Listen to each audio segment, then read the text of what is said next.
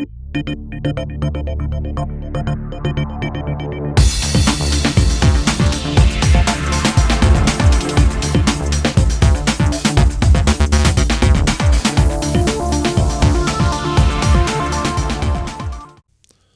to Outflow. I'm Alan King coming to you from the studios of River of Life Church in Valdez, North Carolina. Thank you for making Outflow a part of your day. On our last episode, we were joined by special guest Emily Reed. Emily is the CEO of Flagship Equip. And last time, Emily began sharing her incredible story about her incursion into the world of human trafficking. What an amazing story. And we just got started before we ran out of time, so we just had to have her back. So let's get started and welcome back to Outflow, Emily Reed. Welcome back, Emily. Hello, it's good to be back. We got started last time and there was so much. Oh my goodness. We're just getting to talking about the not just the faithfulness of God, but the fact that we got to be faithful too. If we're going to see Him do anything, we got to. I always tell people. I said, when God gets ready to bless you, you got to be in a position. You got to be around to receive what He brings you. And if you run away, He shows up with the blessing and He's like, well, I was going to do this for you, but you didn't hang out. So I'm glad you hung out. I'm glad you stayed around until the Lord was able to bless you with your ministry. We started talking about human trafficking and how you got involved, how God spoke to you. I've had the Lord say some really strange things to me, but God has never said to me strip clubs. But that's where you started. Yeah. People have to go back and listen to kind of get the part one, because it's been a pretty incredible journey. I was thinking when you were starting, you were talking about if we listen. I think sometimes we can talk ourselves out of the blessing God wants to give us, because maybe it's fear, or maybe did God really say that, or was that just me, or was that what how you feel like you hear God say something. We talked about this Sunday at church. You were talking about this, about you feel like you hear something, and sometimes you sit on too long, or you wait, or you question yourself. And I've seen, what's the worst case scenario if you're wrong? If it lines up with scripture and it's a blessing to someone else, like you said, the devil's not going to tell you to do something, bless somebody else. So if it lines up with scripture, it blesses someone else, it's like, why wait? Like, I shared this one story is coming to mind, Pastor King. I had shared with you back to the whole anti-trafficking thing. Early on in that, as I was trying to learn more about this subject matter, this was right before we launched Hope House. You'll have to listen to episode 1 about Hope House and how that got started. But Hope House was the nation's first faith-based home for sex trafficked minors, launched right here in North Carolina. By God's grace, crazy stories. But right back in that time, around 2008, as I was learning more about trafficking, I was watching a TV show. Now, this is how silly sometimes things happen. You talk about things that just don't make sense. I'm watching a cooking show, okay, and they're cooking Thai food. And I love Thai food. I like pad Thai. And I said out of my mouth, I'm going to go Thailand. And I thought to myself when I said it, why did I just say that? I've never said I wanted to go to Thailand. And I thought, something just made me say that out loud. That Sunday in church, they were announcing the mission trips for the year, putting them up on the screen one by one. And they said, Bangkok, Thailand, going to minister to women in the red light district. And I thought, oh, I am going to Thailand. And so I went to my pastor and I told him I wanted to go, and he's like, okay, great, let's do it. And they had a group of women that were going. They had some relationships to build. It wasn't like they were just wildly going into a red light district. They had a ministry called Nightlight that they were serving, helped women escape trafficking in Thailand and put them to work through job skills training and discipleship and all that. So we were going to work with Nightlight. I had never taken a mission trip at all. So I was a little nervous. My kids were real little at the time. So just being a mom and leaving the country was kind of hard. But, I thought I'm going to trust God in this, and I'm going to do it. And so I turned in my first deposit to go. It was like $100 to just secure your spot. And then you had time to fundraise to get your trip. And the church was paying half the trip, which was a huge blessing. So I had a little time. Well, it was the night before my next round of payments was due to the church, and I had some pledges and commitments, and I felt God leading to go. But all this fear came over me right before I was supposed to turn in that next round of money. I thought, I can't do this. Like, no, this is silly. Taking off work, 10 days in Thailand, leaving my kids. Like, what if I get sick? What if I die? What if something happens? All these what ifs. So I'm over at Fletcher Park, which is a little park just outside of Asheville. Beautiful park with a track. So I'm just walking for exercise and talking to the Lord, like, Lord, I can't. I'm just going to cancel. I'm not doing it. I'm going to tell people I'm not going. I'm just not going. And I'm walking, and these two guys walk by me, and it was something just almost made me jump when they passed me. Like, inside, I was like, and I heard the Lord say, go pray with them. And I thought, no. We're talking about Thailand. I'm not going to witness to anybody today, Lord. That's just, no. Talk to me about Thailand. And I kept walking, and it was like the Lord just said, turn around. Go back. Turn around. It was so strong. So I thought, so I stopped. I turned around, and lo and behold, they had just sat down at a picnic table. And I thought, great, I got to go talk to these guys. So I walked over there. My heart was just racing. I thought, they're going to think I'm a plumb idiot. So this is the time where you question God and say, God, come on. Like, is that me or you? So I'm like thinking, they're going to think I'm crazy. So the first thing I say to them, they're about, 20 something. I go up to them. I say, hey, my name's Emily. I just want to introduce myself. But I want to start with just saying I'm not crazy, because I felt so crazy. And I said, but I just felt like God wanted me to come over here, maybe pray with one of y'all. And they're just looking at me like deer in the headlights. And then all of a sudden the guy goes, well, sit down. So I sat down, and he said, it's for him, not me. It's for him. He's pointing to his buddy. He said, tell her what's going on. And his buddies just start sharing all these things he's going through, girl issues and life issues. And I'm listening. I thought, what in the world is this about? And all of a sudden I realized this kid's Asian. And I go, I hate to interrupt you. I said, but where are you from? He goes, originally? And I said, yeah, originally.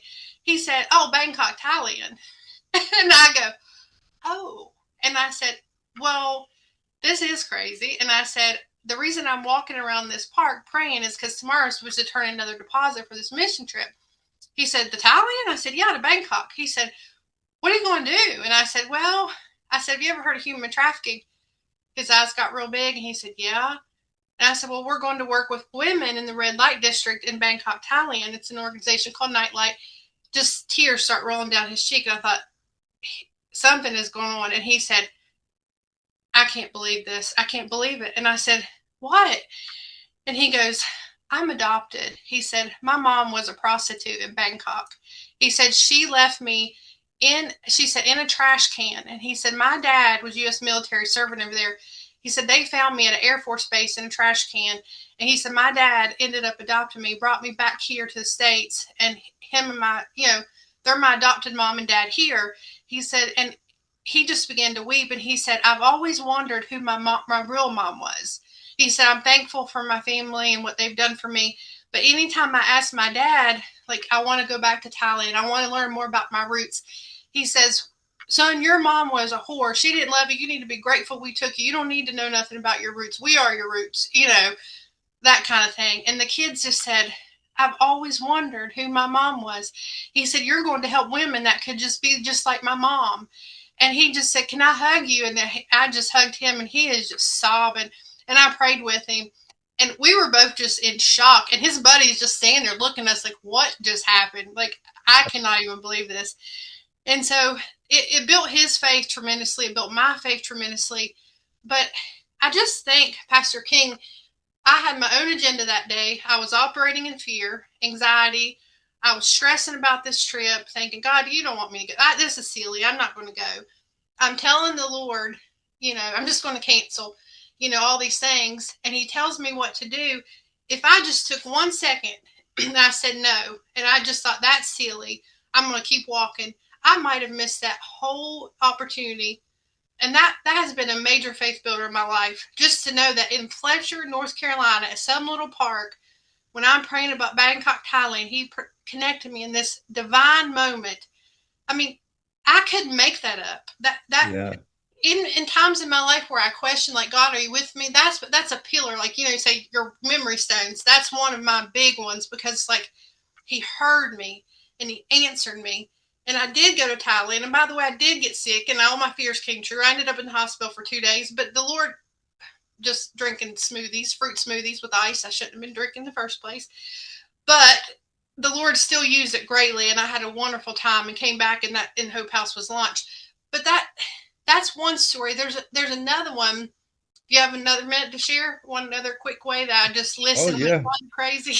absolutely. And by the way, I'm so glad you shared that because I have program notes here of things I want to make sure that I ask you, and I had underlined here, tell the Thailand story. So Yeah. that's one of my That's such favorite a good stories. one. I mean, man, that's such a good one. I've told that at so many churches around the area, and just over the years, it just was so critical in my life. But there's another one kind of like that scenario where I was, about 5 or 6 years into working with Hope House, and sometimes, even though we worked with minors, we would meet with women that needed services. And I remember at one point I was taking an adult woman down to, I think it was down somewhere, Jacksonville or somewhere, to go to a residential program. I'd volunteered to drive her because she was willing to go, and got her all settled in. And when I went into the house, there was this, I say big white lady because she looked like a linebacker. I mean, a big white woman that did not look happy, and she did not look happy to see me bouncing around, and they're all happy getting this girl checked in. And, hi, how are you? She's like, who are you? You're too happy. Get the heck out of here. And I just felt her giving me, crazy eyes. And so I thought, boy, she's scary.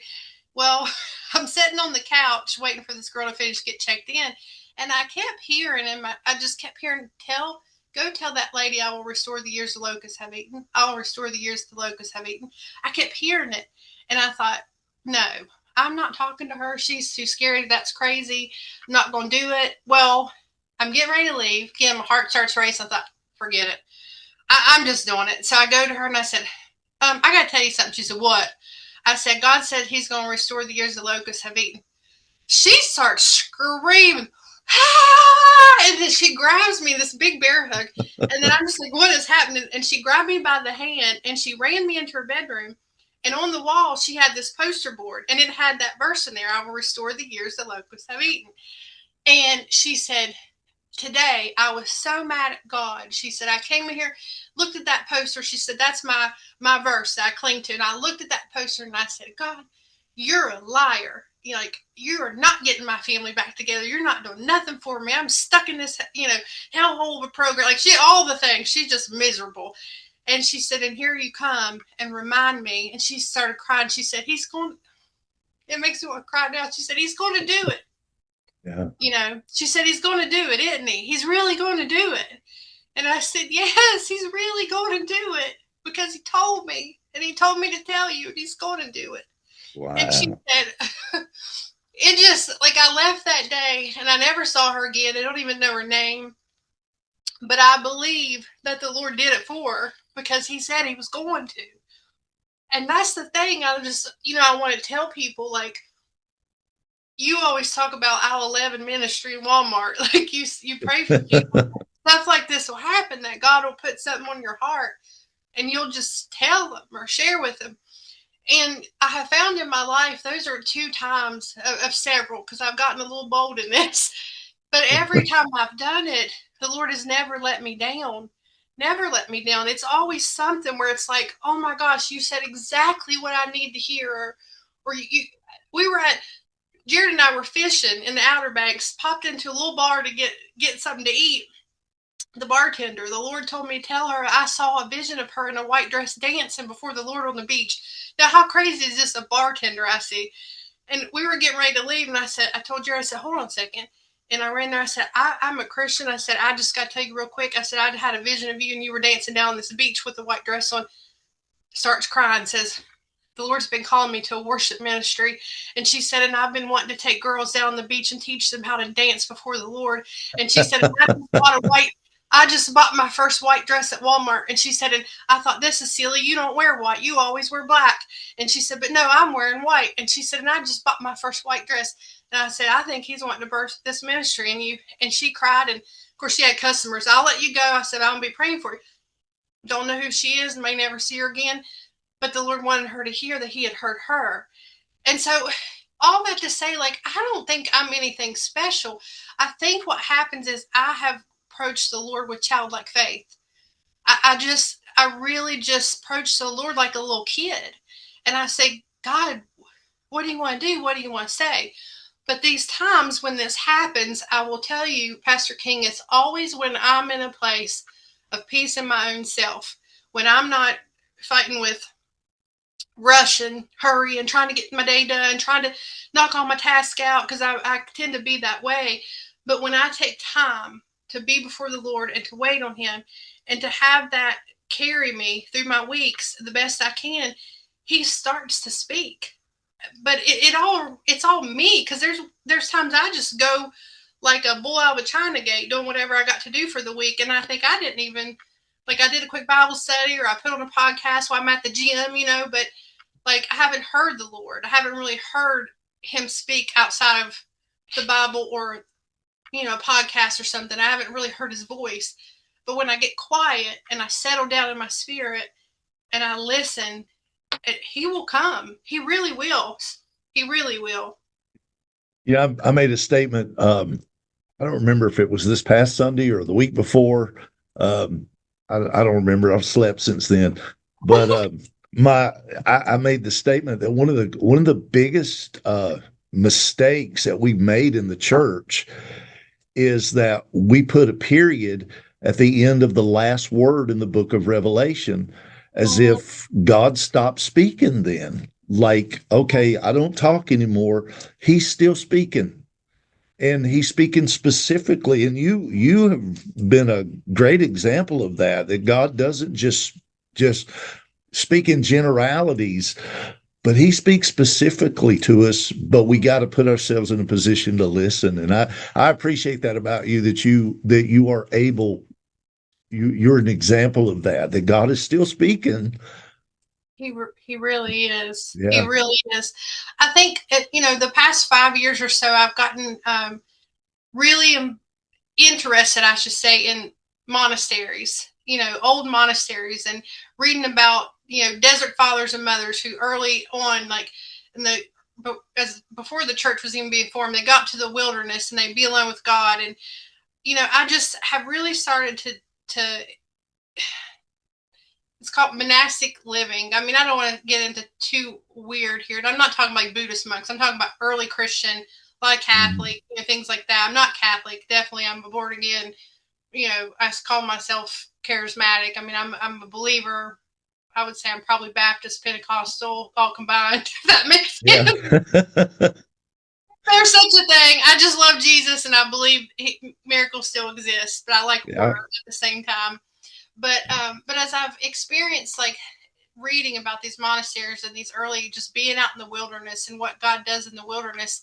I went to Italy for 3 months. Actually, I was so blessed to be able to do that in 2024. And work for myself at home. I do consulting now with nonprofits, so I was able to go for 3 months and be away with Jesus, which I've never done. I've been in ministry over 20 some years, never had time alone with God like that.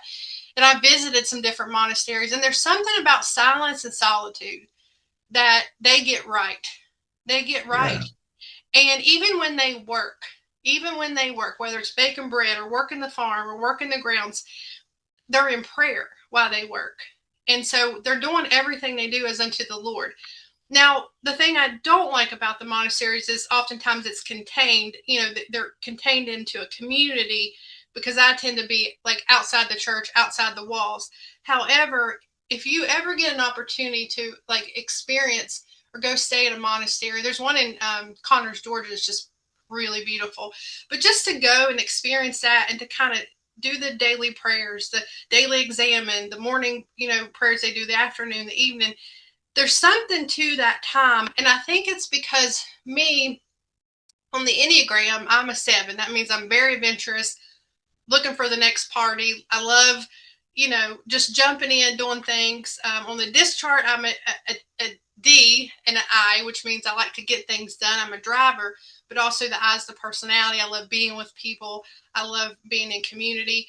So I go at high speeds a lot in my life. So I think that's why I'm just drawn to this monastery and this, contemplative practices, because it slows me down. It really does. And this season of my life, I am learning so much about simplicity and slowing down and not hurrying, because in ministry, I have seen the tyranny of the urgent forces you to hurry a lot of times. And I've worked with so many ministry leaders now over the past 7 or 8 years since I've done consulting, and there's such a high burnout rate.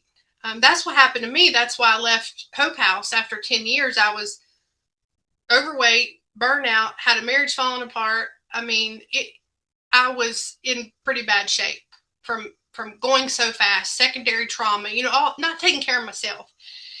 And the Lord, thankfully has brought so much fruit through that ministry and continues to thrive even today, despite me saying I can't do it no more. But what he's allowed me to do is to work with other ministry leaders through consulting, mostly around fundraising, development, marketing, things like that. But also I get to do that work. I get to hear their heart. I get to hear their stories. And there is not one that has not struggled with hurry, with busyness, performing in ministry, just feeling like they have to do it. It's like this vision of you're putting a backpack on with lots of bricks and you're carrying it around. This is your ministry, but I got to carry it because I started this, and if I'm not here, this is going to go wrong. If I'm not here, she don't know what to do. And we carried this backpack and things keep getting added to it. And I just think the Lord just wants us to set that backpack down. And maybe it's not ministry, maybe it's your job or your family. We can all put that heavy backpack on of things that we believe that we're supposed to be carrying. But we say, Jesus says, my yoke is easy, my burden is light. And I heard that for so many years, and I thought, how can that be? This is not an easy yoke. This burden is not light. Working with these girls in trafficking, this is not a light burden. I just don't believe that. But now, I'm a little older, a little wiser, been around more leaders than just me leading that organization. I really think it is possible. I know it's possible to operate in ministry under a light burden and an easy yoke. But it requires something of you. And that is saying no more often. That is taking care of your health first and foremost. Exercise, food you're eating, investing in your family.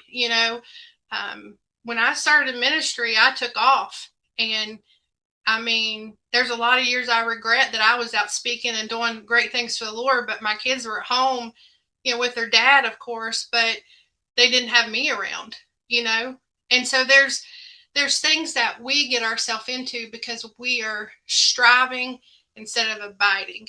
And when we talk about abiding, that's where God wants us to live, whether we're in ministry or if we're a nurse or, whatever profession we have great responsibilities, but we still have to abide in Him.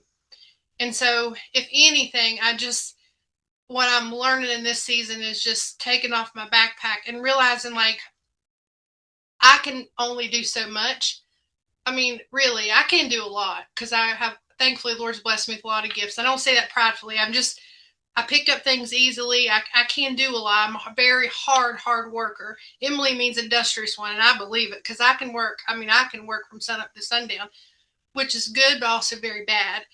And so learning to rest is where I'm at now. So I'll pause. I don't know if any of that resonates with you or what you've seen or experienced. No, absolutely. Jesus did that. There were times when Jesus withdrew from his disciples and went up into the mountain to pray, and he would leave them alone to go find in that time. I think one of the great losses that we've had in the church, especially ministry, is the ability to appreciate silence. Yes. How many times have I said, I talk about this all the time. I go out on my prayer room with the outboard motor. Yeah. I love to fish. And I'll go out, and my wife likes to go out with me, and we'll go out on the lake. But there comes a time where she doesn't like to be out there at night.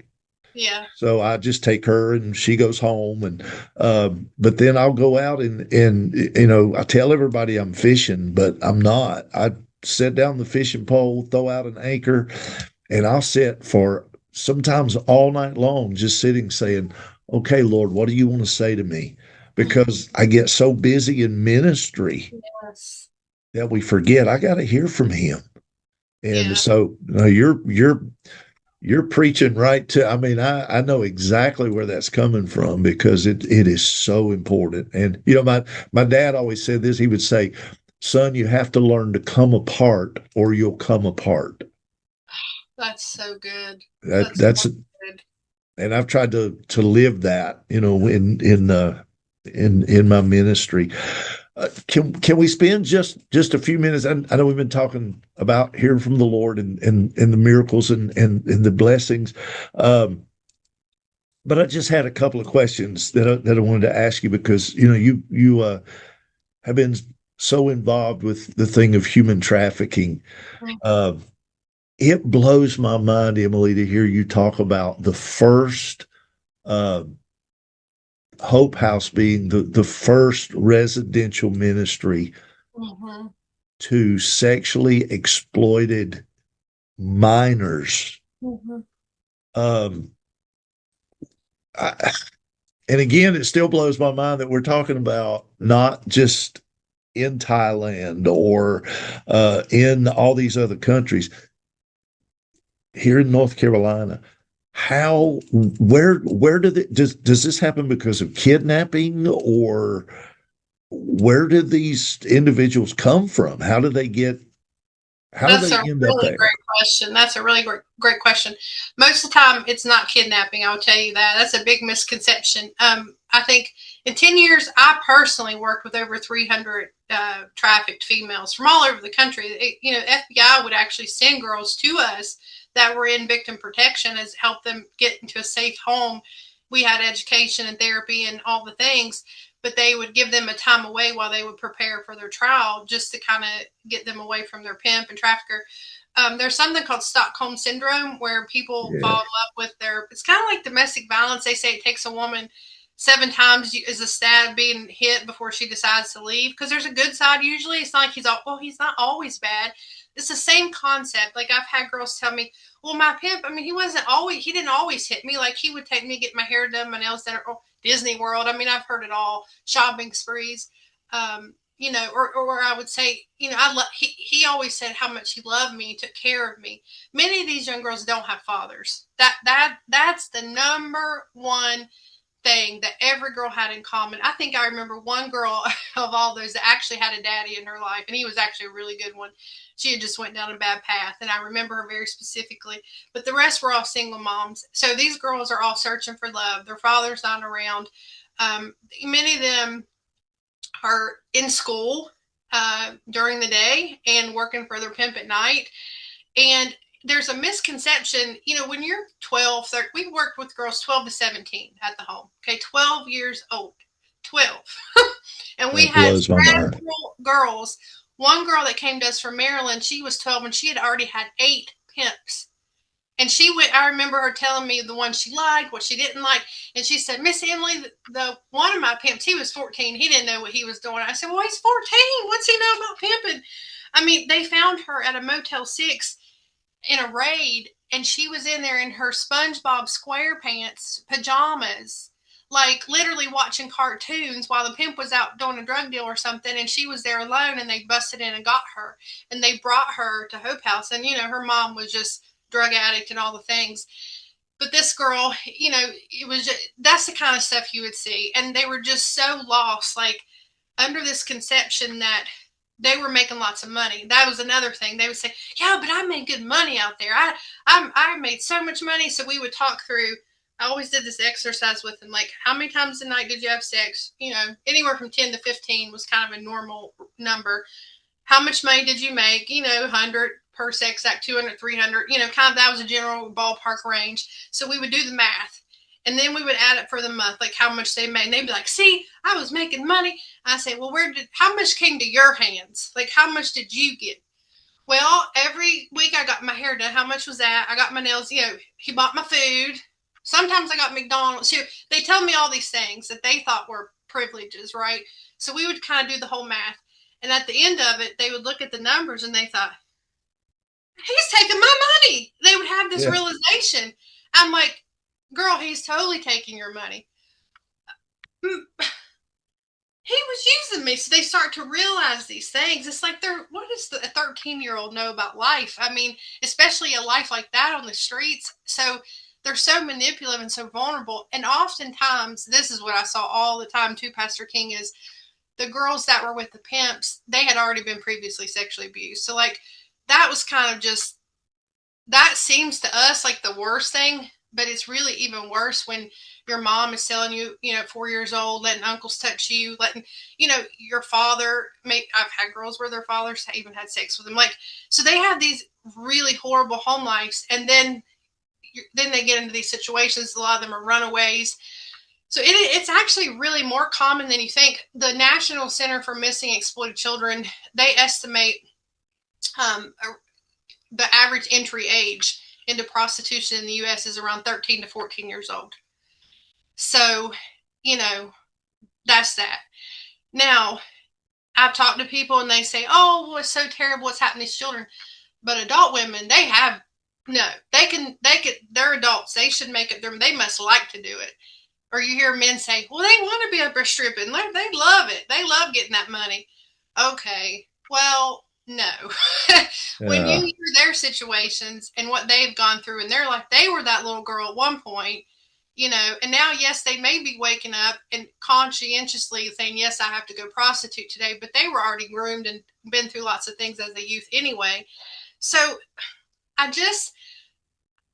can get on a soapbox about this, but I like to say, especially to men, with pornography, prostitution, trafficking, I've heard men say, well, trafficking's bad, but prostitution, they want it. No, it's all exploitation. No little girl wakes up and says, when I grow up, I want to dance on a pole, I want to be a prostitute, or I want to be the best woman that's ever known in pornography. If they do, it's because they have trauma, post-traumatic stress disorder. So just, I hope, especially if there's men that listen to this, that they can, if they battle with pornography, it's very common, but try to see it through a different lens, that this is somebody's daughter, and she may appear that she wants to be doing this, that she's happy to be on OnlyFans or whatever, that she wants to make you happy as a man or whatever, but that's not the case. Many of these girls are just coming from horrific situations of trauma, and they have daddy issues and all the things. So I just hope that people be more compassionate about this issue too, because I just think, but by the grace of God, like, who are we that it could be anybody's daughter. Anybody's daughter could just fall off the wayside. That I've seen also, while most of the girls I've worked with have been ones that have had troubled homes, I've seen a few that have actually had great situations. Middle class home, parents have good jobs, things like that, and they still fallen into this trap. The girl I talked about that was kidnapped, that was a situation that she was in. So you just never know. This issue, it's really prevalent in society. Really, it is. And it's hidden and people think it doesn't exist, but it's very real. So it just breaks my heart. I have 4 daughters. And it just breaks my heart when I think about these little girls, 12 years old, 13 years old. And that's the issue that I've talked about so many times about pornography. That's somebody's daughter. Yes, thank you. That's somebody's little girl, and these guys that are out here thinking, oh, there's nothing to it, and it's so readily available now, which really, I know people that struggle with it because it's so available. Yes. But I say anytime I have somebody come to me saying, I'm really struggling with this, I look at them. First thing I say is, what if that was your daughter? Yes. And it puts a whole new perspective on it. And it really just breaks my heart.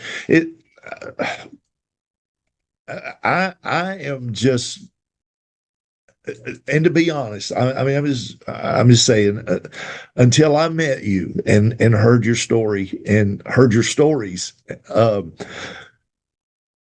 I was insulated. I had no clue. I saw the movies. I went to Sound of Freedom, and I wanted to just get up and punch somebody. It just made me Yeah. so mad.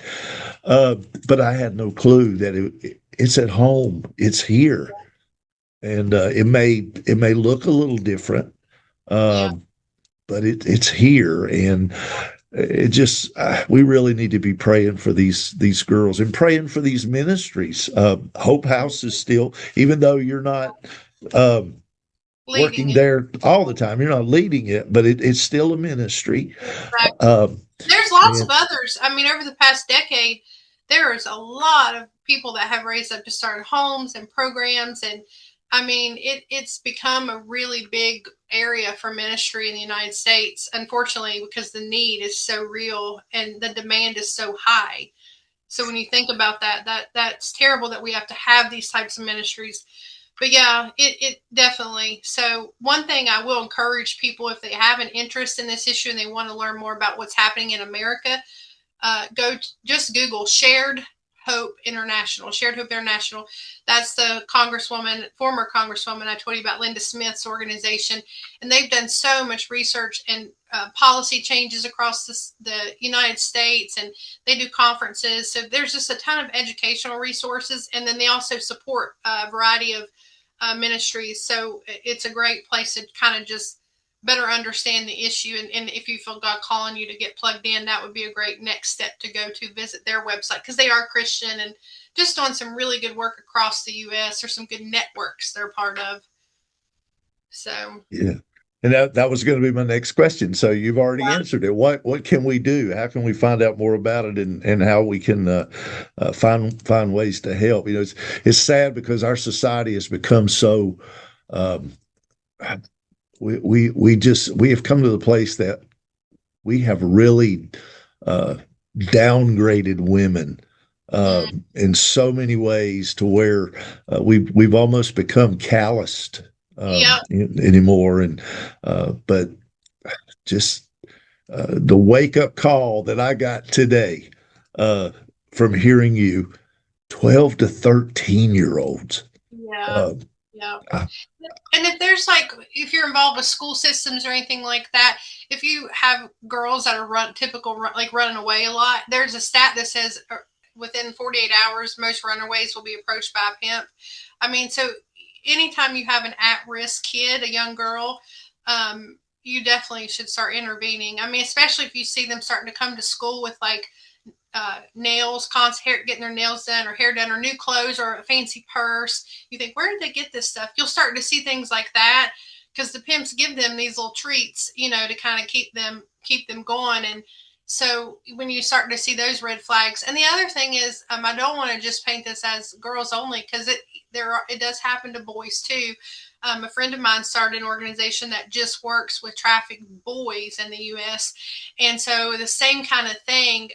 It's just the boys are, it's men buying the boys, obviously, but it's a sad situation. It's a smaller population, but it does happen to boys as well in just a different way. So, we have a messed up society. yeah, Um, I mean, lots to pray about, but just to keep, I think God wants us to keep our eyes aware and open and our ears open, and just not to just be so self-centered, like going to church and just going home and kind of getting so immersed in our day-to-day life, just to really get outside the walls of the church, like you said, to volunteer, to get involved in your community.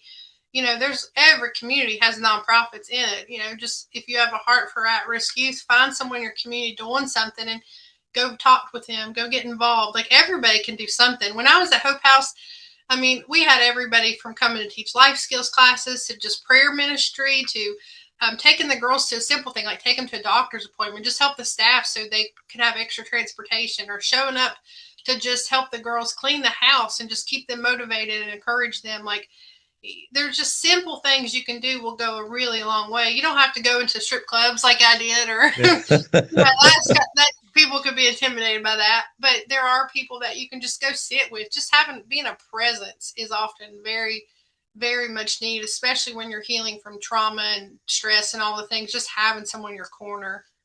yeah. Well, So I have learned a lot today. And even though I've known you for a little while now, but I've learned a lot. And I and, and at the same time, not just the bad stuff. Yeah. I think that I have a new appreciation today for you, Emily, because I see how faithful you are to hear the voice of the Lord and to follow it. And that's important as a pastor. That's important to me because I want people to realize God is still speaking. He speaks specifically, and the only thing He requires of us is just do it. Not to just be a hearer of the word, but a doer. A doer. Yeah. And that doesn't just talk about the Bible, reading the Bible, reading the Bible and hearing the word and then doing the word, hearing what he's speaking to us and doing it. And I appreciate the work you've done. And I appreciate the fact that you have a legacy in Hope House that is continuing and because you were obedient. Yeah, I think 17 years now, almost. I think they're in. So I just emailed their new director and just told her how proud I was. They just did some rebranding and their website. They're just doing some really cool. So it makes me feel like even despite my flaws, being young in my 20s something, trying to lead a ministry. At one point, I had 14 women on staff, and I'm the leader, and they're all older than me. I was like 27, 28, and 14 women trying to all take care of other women that have trauma. I mean, you can imagine some days how Yeah.